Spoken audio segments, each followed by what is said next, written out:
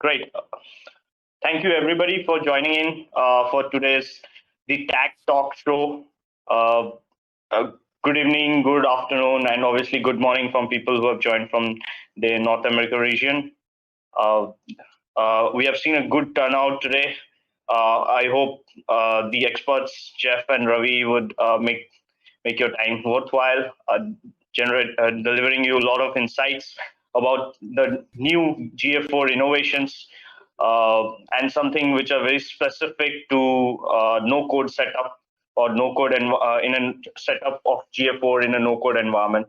So the Tagmate team. So my name is Bismayy. I head the product team at Tatvic Analytics, and we are part of the Tagmate team. Tagmate is a product, and we are hosting the Tag Talk show. The Tag Talk show is all about where we invite speakers, digital evangelists, and specialists, GTM specialists, to talk about the new innovations that have come up, obviously, like GA4 or tag management in Google Tag Manager, privacy-centric measurements, enhanced mode conversions, Google Ads, and so on and so forth. So we'll be continuing doing this series over the next couple of months. Thank you again, Jeff and Ravi, for being a part of this first episode of the Tag Talk. And thank you, audience, for joining us in. So this is the agenda. We'll go through the quick intro on the speakers. Obviously, they don't need any introduction, but I'll just go through a quick introduction on the speakers. And then we'll have a Q&A round, which Jeff and Ravi, while I'll be kind of moderating the session, right? And then we'll have a brief overview of Tagmate. So that's the surprise element that we have kept.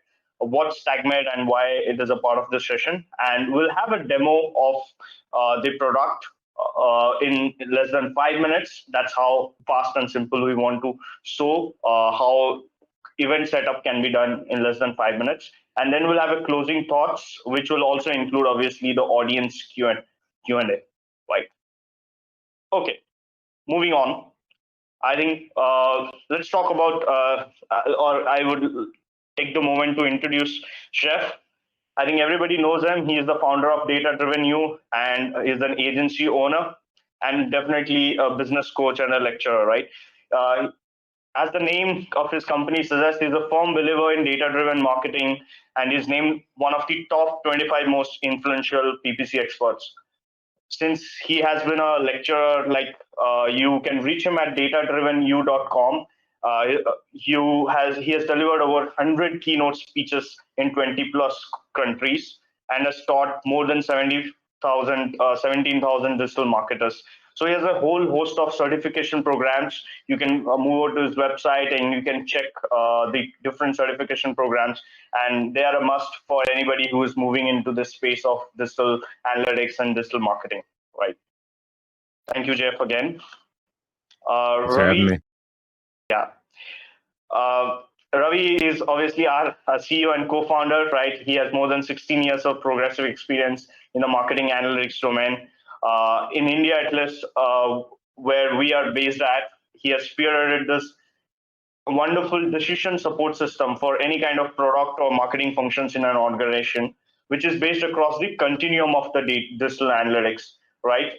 From where we collect the data and how we analyze and visualize it, and then how we activate it using campaigns or running A/B tests and dashboarding and so on and so forth. You can reach him at www.tatvic.com, where you can go through the different capabilities and services that Tatvic has to offer, right? That's much about the speakers. I'll get started with the Q&A. And the first question I'll turn to us, Jeff.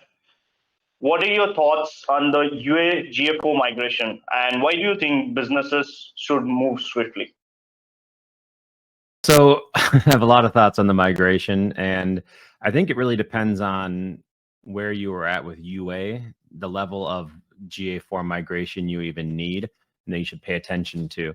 And so there's different levels. If you're somebody who's been using UA to its full capabilities, like you don't really have any goals set up, you don't have any events, you're not doing things like e-commerce, no filters, no real enhancements to it, then your migration to GA4 will probably be pretty simple. And so the reason for any urgency is that doing it now will just provide you with data in the first place, right? So there's the urgency is that you'll have data for longer. Like as we do this thing, it's September 15th, we're almost at the end of Q3. If you want to have a full Q4 and you're not really customizing universal, slap the code on your site, get some stuff in place in order to have some data, and then even do some basic enhancements to get quality data, let's say. Now, if you're somebody who has heavily customized your universal analytics, I can see a reason to not move over is like, hey, we invested a lot of time and money into consultants to customize what we have. We've gone through all this process. We maybe you trust the data, maybe you really like it.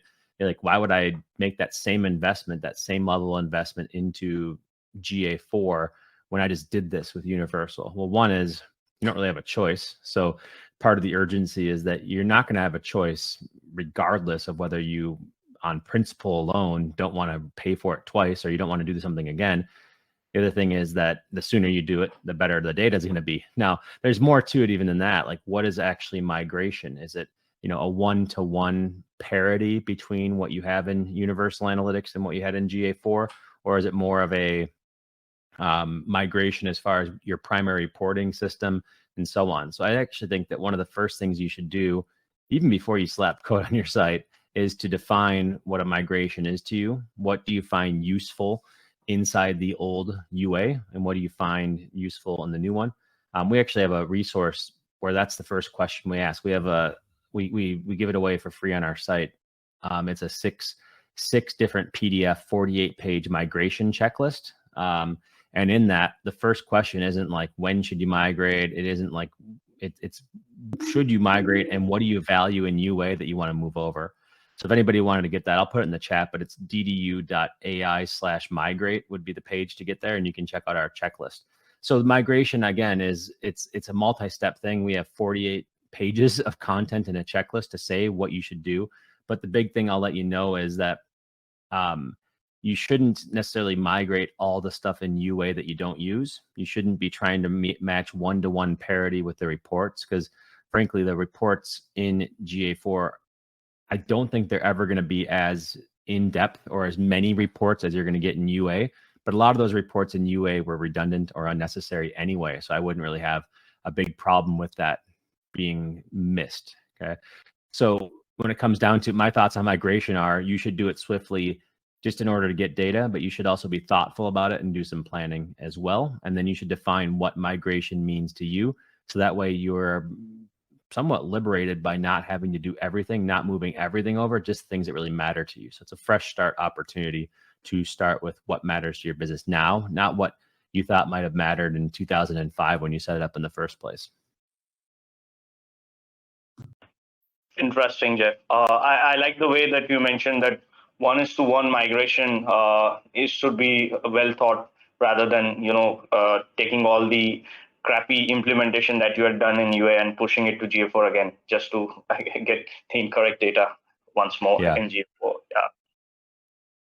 I would like to take Ravi's opinion here, because he basically delivers we deliver a lot of implementation services for our clients as an agency. So Ravi, how are you educating your customers, and how do you think they have been responding to this scenario?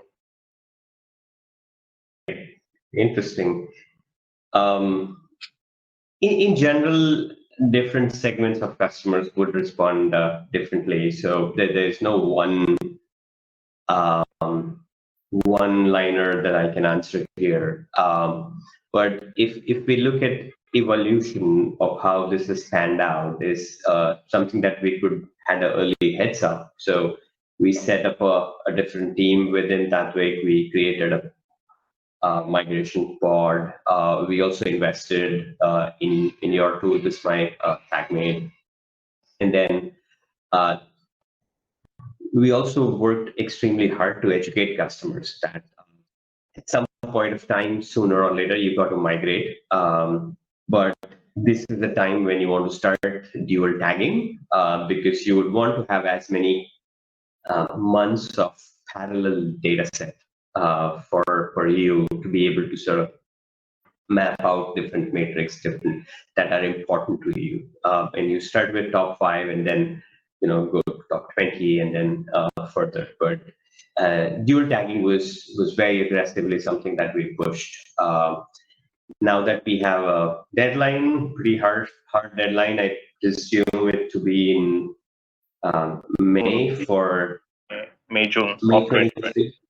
Yeah. Yeah, May 23 is a hard deadline for all the free users, and I think October 23 for the paid user is the hard deadline. So I think we're already at a situation that you have about anywhere from 9 months to a year to sort of have a parallel data set situation, which is I think everyone must realize to use it so that when they would be doing reporting with the new tool, they're able to have a parity comparison being done.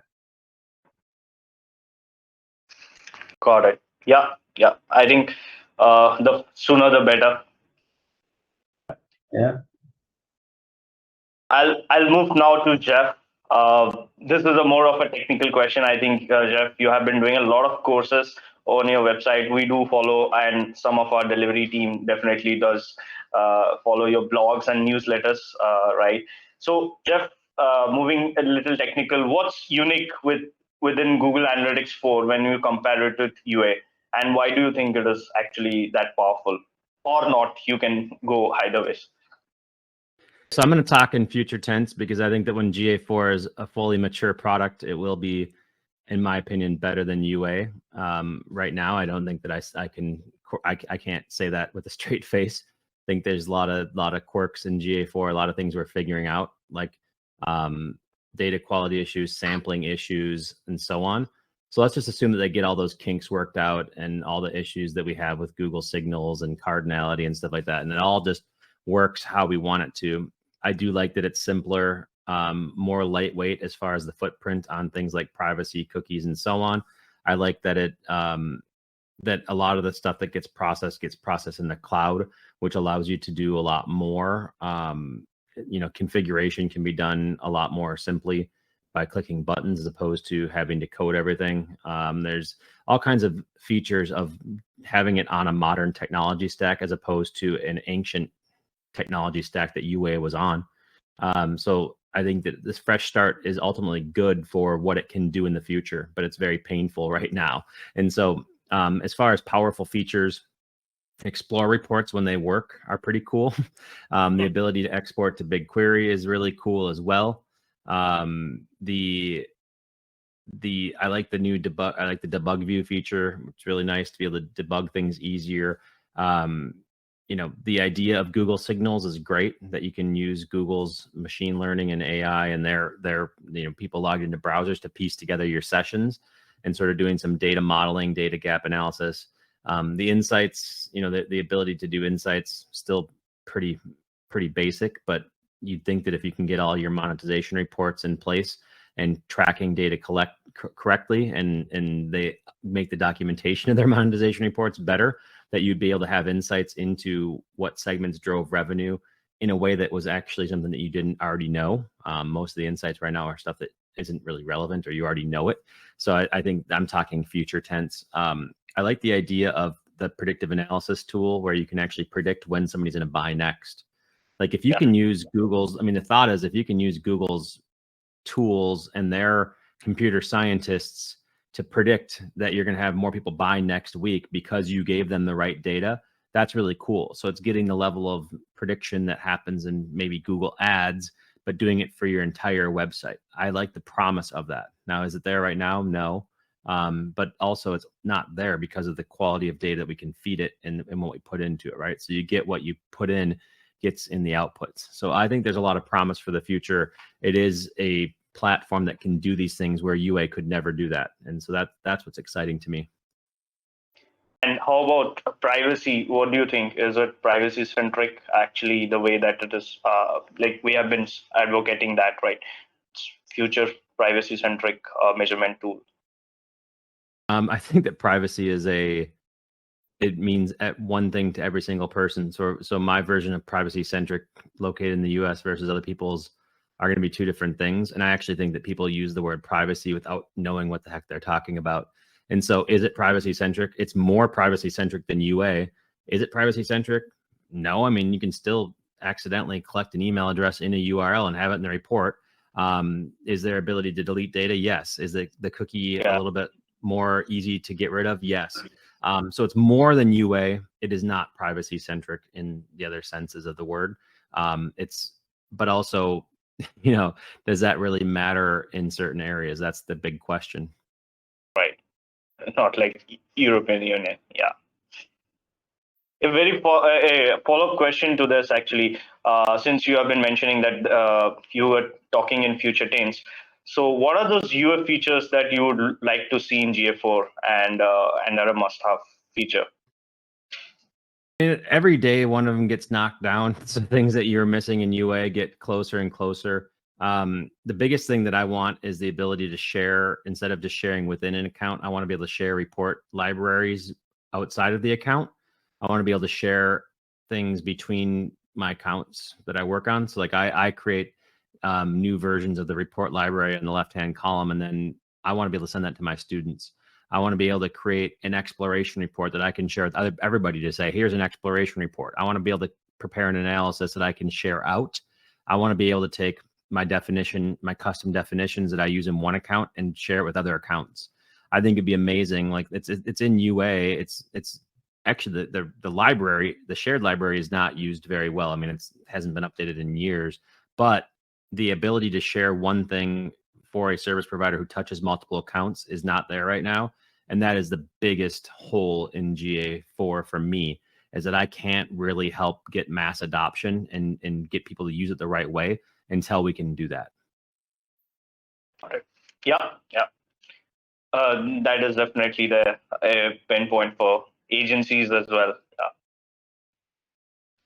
Now switching to Ravi. So what are the typical challenges or pain points you have heard from your customers as they're planning to migrate to GA4, or they have already migrated?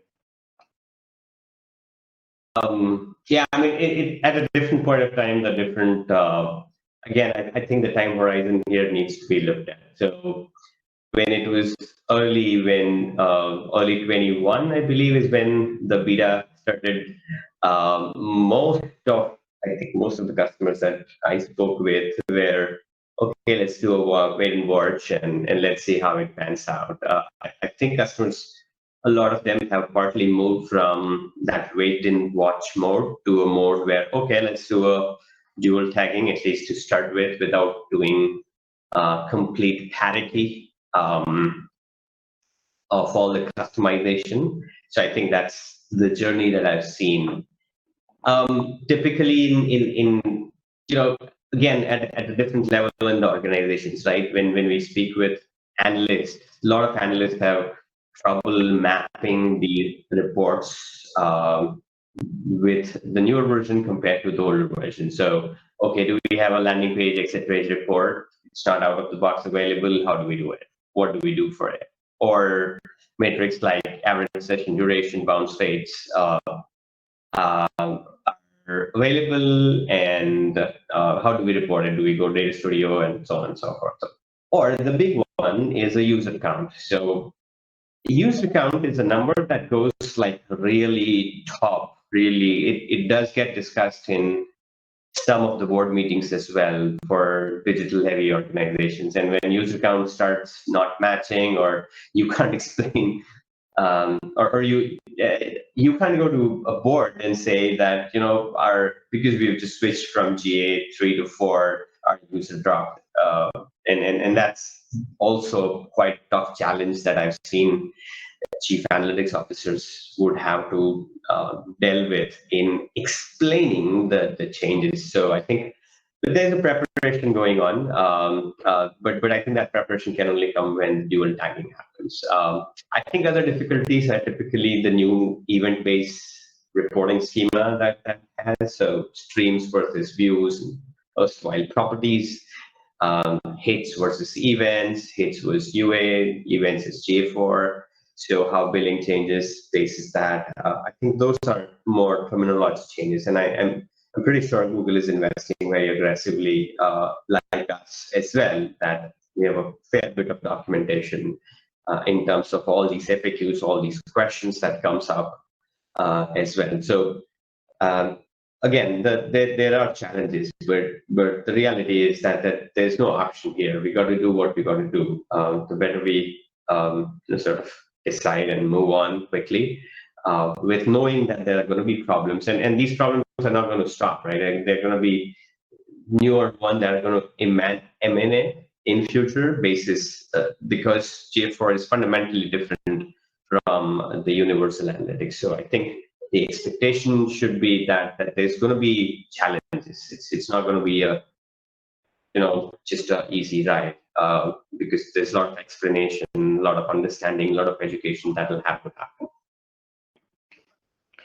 Now that you said that these challenges are going to come, so how is your team prepared to solve for these challenges? Okay, so we evolve as the challenges come, right? So when the first announcement happened, we created a pod. A pod is a temporary organization that, okay, we need to address this situation for our clients. How do we communicate? What do we communicate? What information do we have? What we do not have? How do we figure out? So from an organization structure wise, we created a dedicated pod. From a documentation standpoint, I think now it's about 35th or 36th week, since every week we're continuously updating the parity of features. So limitations of the previous version, newer version, feature parity between the two versions. So we're very actively pursuing this parity document where we documented how much is the difference that exists for a customer to move.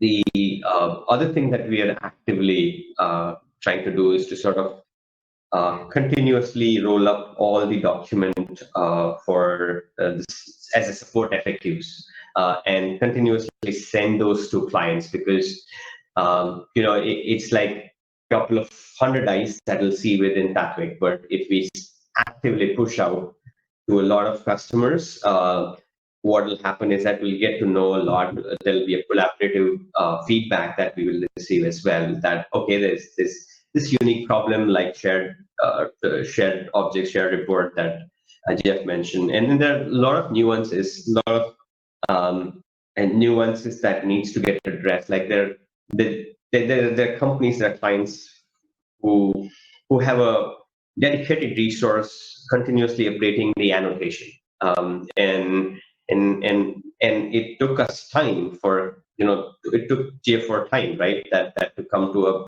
thinking that, oh, there's this certain features getting used massively. So I think eventually, I do believe that Google will make every effort to come to some sort of solution in terms of parity, but I think the onus is also on us as the ecosystem, that how do we support end business end users with whatever capability, documentation, webinars, and the tools that you have. All of it can we collectively use, or the certification that Jeff runs. Can we utilize all these things to make sure that the large mass of the users are not stuck just because something on the product is not tested enough. Absolutely. I think as a product owner, I think I also go through those challenges time and again. One last series of questions, I think, from my end. Jeff, this is a new innovation, I would say, or rebranding of Google that has come in the recent months. What do you think of the one Google tag, and what do you recommend? Is it OZT or the Google Tag Manager approach to set up GA4 events? I think there's a lot of more confusion in the articles that I've seen. So why don't you throw some light here? Yeah, I wish that all of us could be a brand consultant for Google for naming their products. Because, it creates so much confusion, and it all sounds good, but they definitely don't it's like you can tell there's silos in the organization that don't really talk to each other. Actually, I'm not violently opposed to like global site tag versus GTM. I'm a GTM guy, of course. Global site tag, I understand who it could be for and why it could be useful. But then we go to the Google tag, which I think is the one Google tag, but Google tag, it's basically just a software interface for the global site tag. It's just a way of doing your configurations through an interface and pushing the endpoints as opposed to doing the config, the extra line of code on your tag to send it to a different, to send it to your Google ad pixels, everything. So as opposed to like the global site tag, doing the configs yourself and putting in your IDs in code versus doing it in interface, the interface is way better, like 1,000 times better. I like that there's, and this is like less than a month old, right? That we've been able to play with it. I do like that it allows you to not double up, so it can prevent some user error. Like, do I have the code on my site or not? It'll actually scrub those from what I understand, or it won't allow you to double up your tracking. So that can be nice where people don't double track on accident because they forgot they set it up or something like that, or somebody else set it up for the org. So that's a net positive.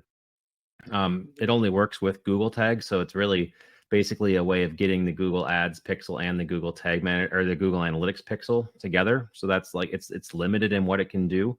But the warning that I have for people is that it sort of like says you only need one tag, you don't need to code. But what about all the event tracking you want to do? Like, there's no way to, there's really no mention of custom events, which is the whole what makes this stuff useful. Custom events, event parameters, doing all the stuff you can do with that. So for that, I still use Tag Manager. And like, as I'm teaching it right now, I'm teaching a course actively right now.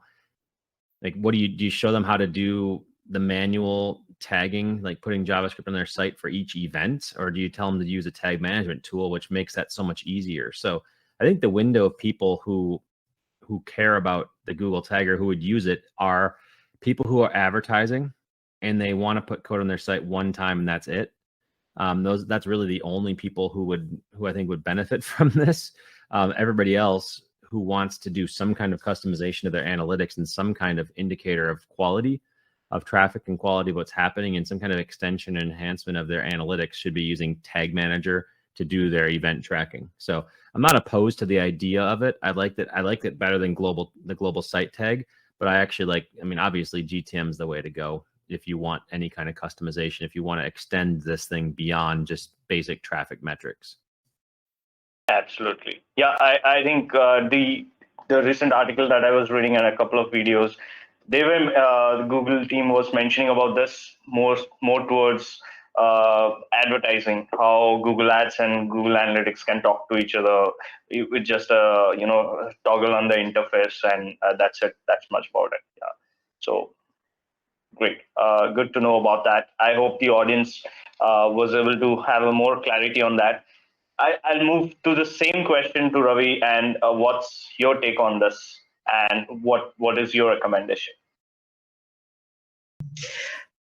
No, I think so again, I try and it's more of a I try and segment customer, and I think any customers who are spending a reasonable to large amount of money on Google Ads, they would get this lot of communication around this OGT or value-based bidding, and similar features, which are predominantly helping Google Ads, whereas Google Analytics has a different purpose than what Google Ads have. And they both have a fair bit of overlap. There is a lot of value to dig with the overlap, but I think generally speaking, I would not want to dilute the purpose. We cannot have 5 different purposes and we have one tool for 5 different purposes. So I tend to recommend Google Tag Manager based approach quite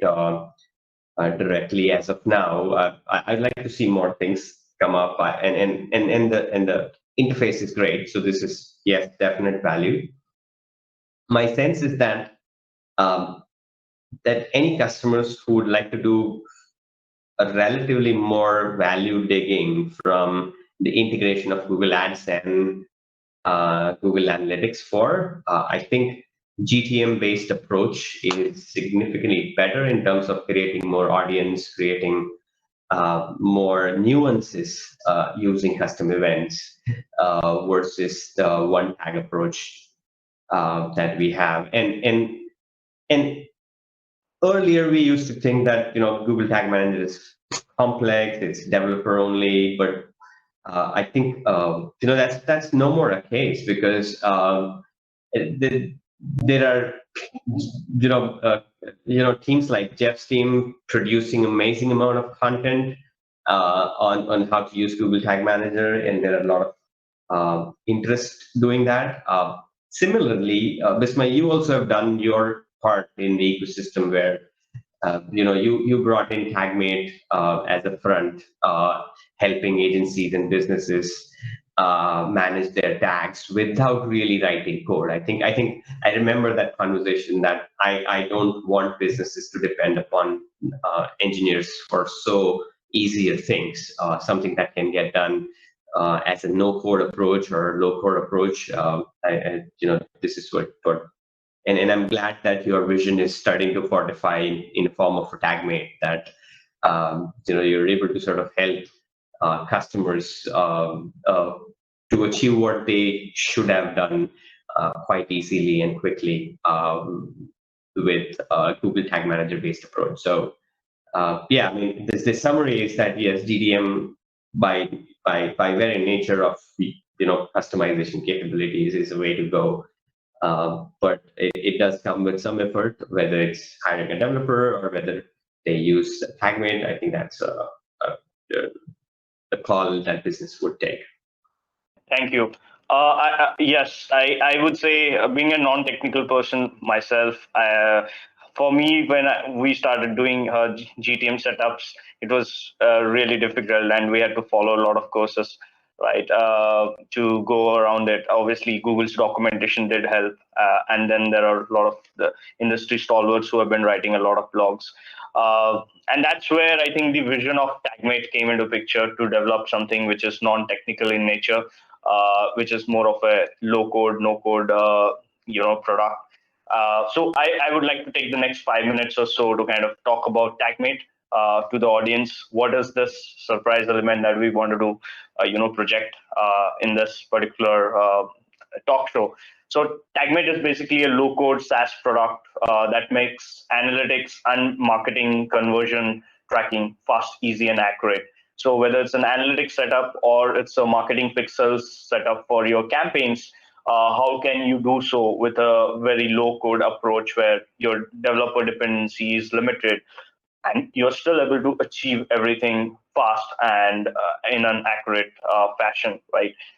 Uh, like we were talking about, Ravi was talking about Tagmate being a front to Google Tag Manager. So Tagmate basically sits on top of Google Tag Manager, and we collect the data from the websites or the data layers, and that the tags or the triggers and variables that form a component of Google Tag Manager, that is encapsulated within the Tagmate in a UI format, right? And then from there, you can definitely send your data to all sorts of destinations, whether it's Facebook, whether it's analytics, whether it's Google Ads, and more such platforms. So we call ourselves a first-party data tagging assistant sitting on top of Google Tag Manager. So all the functionalities, the powerful functionalities of Google Tag Manager is available in a UI format, which even a non-technical user can make sense of it. And we are obviously website platform or framework independent, so be it Shopify, be it WordPress, be it Joomla, any kind of CMS or a normal JavaScript based website, this product can totally work or support them. So in short, what can we currently track with Tagmate? Obviously, there is universal analytics implementation, which can where we have all this templates based on your tracking needs. So if you want to track your e-commerce website, like add to cart or purchase or add to wish list and promotions and things like that. So those are standard templates which you just have to click, and you have to set some user inputs, and that's it. There's not heavy coding that you need to do. Similarly, for form implementation, form trackings on your website, for video trackings, and there are a whole host of 40 plus templates that are available. Similarly, for Google Analytics 4, so since UA is going to go out of picture next year, so GA4 is the next in line where you can utilize all your fresh setup of GA4 using these templates. UA to GA4 migration, this is like a more of a one-click migration. After you go through Jeff's guide, I think you can utilize the tool where all the tags that you want to migrate to UA, how can I quickly migrate to GA4 in just one click, right? Marketing templates. This is for marketing teams, where for Facebook pixels and Google Ads pixels for different kind of categories that we have. Either it's a sales pixel or a lead conversion pixel, or phone calls and so on and so forth. And finally, for today demo, we'll talk about Tagmate Tracker in little. Tagmate Tracker is actually for custom events which are not standard in nature, which is like a CTA button that comes onto your website or a new landing page has come up, and you want to track the visibility of the banner or a click of the banner or certain elements on your website. That's where Tagmate Tracker Chrome extension comes into picture. So in a manual implementation process, you identify your events, because that's what the first thing that you do, right? And then you go out, reach out to developers, and then you would start the implementation via them, right? And then there's a QA, and finally, if there are errors, then you troubleshoot it, and finally it's done. So that's like the horizon of time and the cost and the dependency that is there on developers. So if there is Tagmate that you have in your arsenal, so you can see the time gets reduced to almost like 1/3 of it, cost is like 1/5, and dependency is also very limited. So you just have to identify events, and then there is this no-code environment where you have to configure them, and you have to publish the website or the Google Tag Manager container, and that's it, right? So if I look at a manual tagging process and I compare with Tagmate, so this is the kind of difference in time, cost, and dependency. So you can easily get up to 75% reduction in time and costs. So if you're an agency, if you're a freelancer, if you're a small business, if you're an enterprise, you can make use of your teams and your developers very efficiently using Tagmate. So enough of fluff. Let's get to actual demo. So that's where allow me a second. I'll open up this website. I hope this site is already visible to everybody. So this is the particular test site that we have that we want to track. Let's say the Shop Now button on the website, right? As a product manager, or I would want to know how many people are tracking on the Shop Now website. Now, this is a custom event that will not be possible via OGT. That needs a little bit of coding. If there is a data layer situation with that, or data layer variables that are needed, or you would need a certain GTM specialist to do this tracking, right? So let's see how we can do it the Tagmate way. So there is a Chrome extension that you can see. You can search on the Chrome store. The name is Tagmate Tracker. So all the configurations are done. So I'll just quickly move. This is more of a teaser that I want to showcase. Now, like I said, it's a DIY tool. So I would invite people to go to the website and click on the link and install this and start using it on their own. They would be as efficient as I am today, right? So there are different types of events, right? It can be a click event, it can be link click events, there can be form submissions, element visibilities, or page views, or custom events. Now, custom events is basically where data layers are required, where certain data is available in your data layer coming from your backend servers, right? So for today's quick demo, I'll just go through a click event.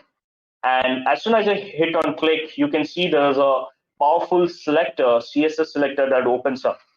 And it is across every element on your website, be it a logo, be it any element that you can see, be it a card or a CTA button, or even on a pricing section, everything is available as a click element or a functional element for you to track, right? So that is what customization comes into picture. So I click on shop now because that's the event that I want to select. Now you can see there is a particular unique identification of that particular element, which you don't have to do anything. It basically takes care of it itself, right? Now this shop now is obviously available on my current page. So I click on this and then I go forward, and I have to now configure it in my Google Analytics 4, right? So there are options obviously to send the data to UA and GA4 if you want to do it. I'll have to just select which GA4 do I want to send this data to, and I click on continue. This is the last screen that I am that you need to fill up, which is based on your tracking schemas that you already observe in your organizations or your agencies, for that matter, right? So maybe there's a particular event naming convention that you have. So for now, I'll just click on shop now underscore CTA. So that's my event name, and as an event parameter, I may want to send in, let's say, the click URL, right? And so when I hit on shop now, where does it basically redirect to? So you can see here, once I select space, all the elements that are available, basically the built-in variables in Google Tag Manager that are available, there can be data layer variables or built-in variables. So I'll obviously click here, click URL, so that it's a dynamic value that gets passed whenever somebody clicks on shop now, right? As a user property, for the timing, I'll just take user ID, and I will select a value here. This is a data layer variable that I have used. So DLV underscore users underscore ID. So the developer had pushed the data layer, so it is available here, or there is an option to create new data layers from here as well. So I'll save the tag and I'll save the event. So my event has been saved successfully within the interface of Tagmate tracker. Now what I have to do is I have to push the tag to basically Google Tag Manager, push the event to Google Tag Manager. So the naming conventions that I've added, or the names of events, event parameters, and user properties, that will be virtually placed into your reporting of your Google Analytics 4. So now you can see the status has changed and it has moved to push stage, right? If I move to my Google Tag Manager for a quick second, and let me just see if actually that entire process that I did has been successful or not.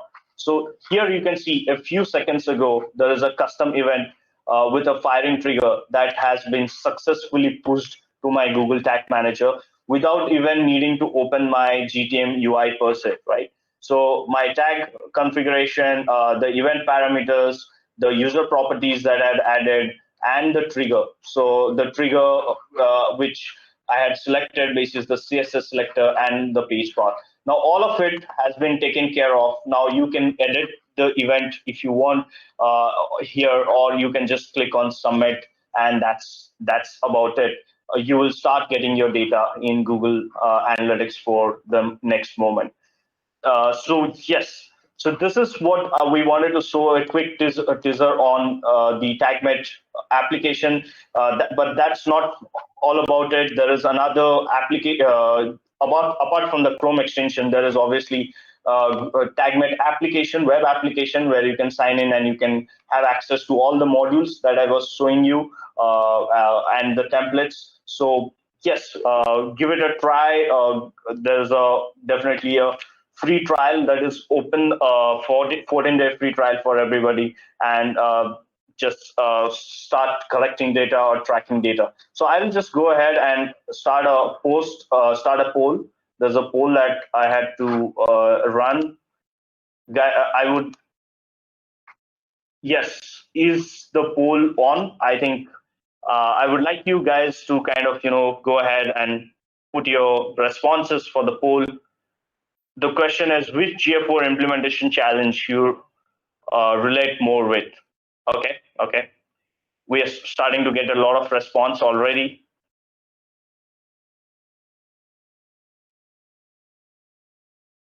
Okay, we'll wait for a quick more seconds.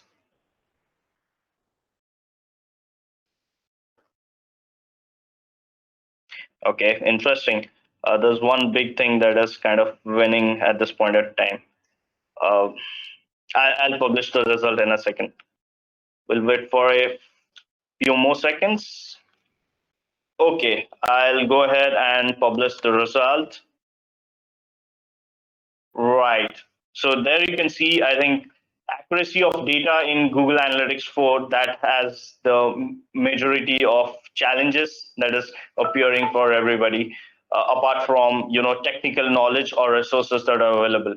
So that's where I think Jeff's courses comes into help, and our pod, which is all these FAQs and listings and webinars that we organize, that will come into help for you guys, right? Yeah, I'll close this poll for timing, and we'll go back to certain audience Q&A and closing notes. So Jeff, a couple of what would you, based on today's session, are there any closing notes from you before we go ahead with certain Q&A?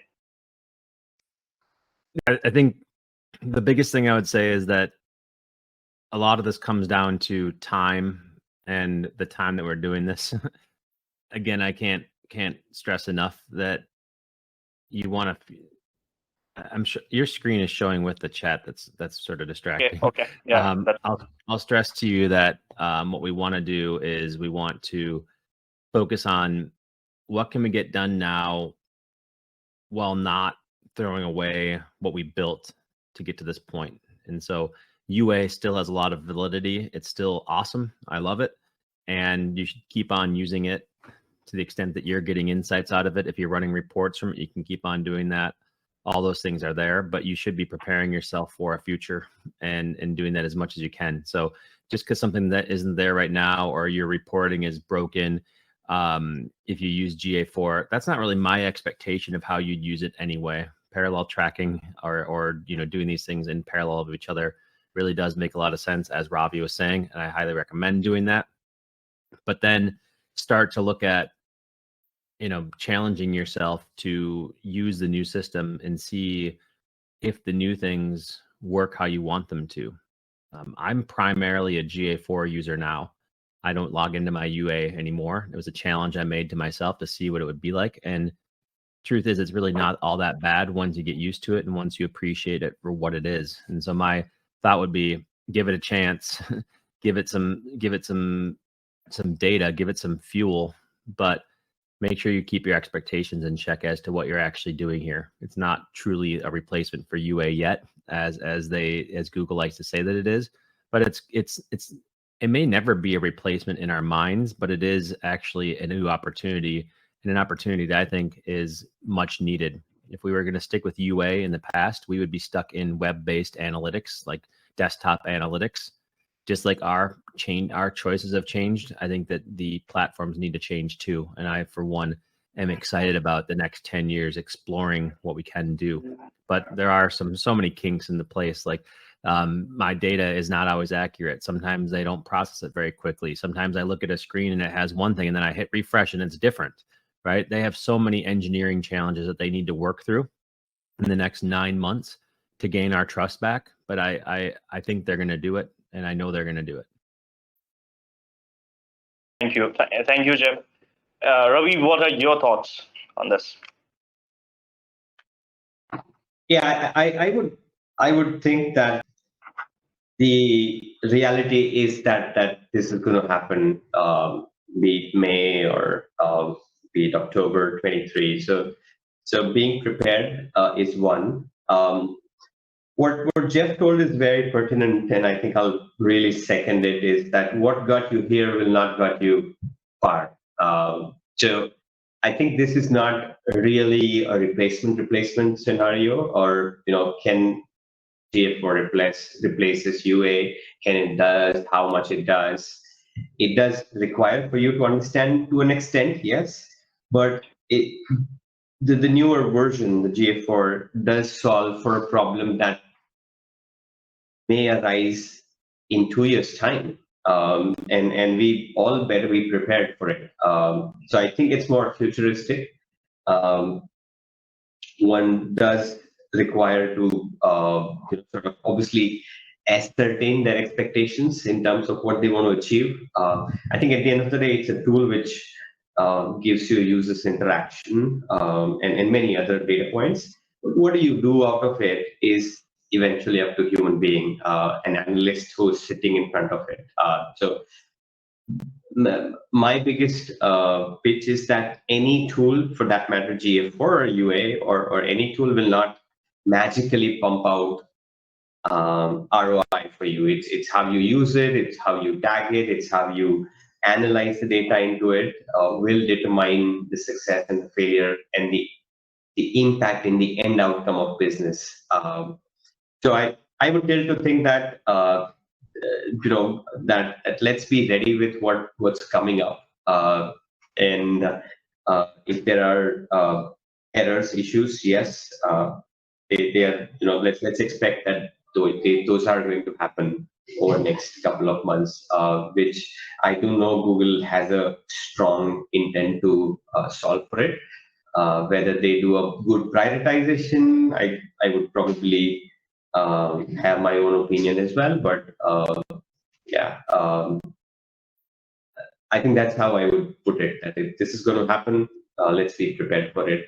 Let's find out how business outcomes can get impacted up. Thank you, Ravi, for the closing thoughts. And what's your feedback on Tagmate? Yeah, there's a conflict of interest. No, but no, it's great. I think the progress is great. You're getting users. I think that's a bigger certificate and proof of the pudding than what I or anyone can tell. So I think that's. Yeah, sorry for that. Yeah, so there are a couple of questions. I think obviously our team was trying to answer it, but Jeff, maybe you would like to answer. There's a question from, I have seen a lot of inconsistency with paid search traffic in UA versus GA4. Are there differences in UTM coding between the two, or is this simply a data gathering problem? I mean, UTMs are the same. Auto tagging should work the same, or if they changed it, it's on the back end, not something that any one end user can change. So I would say that it's most likely a data processing difference and or issue, which is something that Google has to sort out. Now, as I alluded to in my closing thoughts, there are so many frustrations with GA4 on reports not working on a nearly daily basis. It's not like every report doesn't work every day, but there's stuff that happens every single day with data processing where they skip a couple days and then it gets backfilled or something like that. Now, if we have a short-term memory, we think, oh, Universal never had that problem. It did. Universal was like buggy as could be. It was one of the buggiest systems ever when it was at the state of maturity that GA4 is right now. GA was very buggy. There were data processing issues all the time. We missed entire days, weeks of data had to be backfilled. They had to go look at the raw data logs. This is like the 2009 through 2012 range. It happened every single day. So we have, a lot of us weren't around in that time, but I was a certified partner then. And every day in the forums, there was a problem, just like what they're experiencing now. That's just the reality of a new platform. Fortunately, at least we have a existing platform that we can rely on to get that there. So any inconsistencies with Google search data in Google Analytics is not something that you did wrong. It's Google.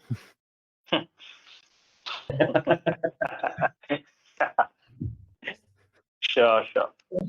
So I think there are a couple of other questions, but they were mostly related to Tagmate. So that means, Jeff, your courses have been working really fine, and people have been starting to use GA4 more efficiently than we are expecting, maybe. Yeah. Last, I think I just wanted to thank you again for taking out the time and delivering a lot of quick insights on how GA4 is innovative, or what are the missing features in GA4, and whether businesses should move or migrate to GA4 today or tomorrow, or when is the date for them to kind of start their process. Yeah. So thank you again, Zeph, Ravi. Ravi, I know it's very late in your evening schedule. Zeph, thank you again. It was early morning for you, so thanks for the time. Thank you, audience, for all the questions and the patience hearing from us. I hope you took a couple of insights from this Q&A. That's it from the moderator, Bismayy. You can reach us at hello@tagmate.app.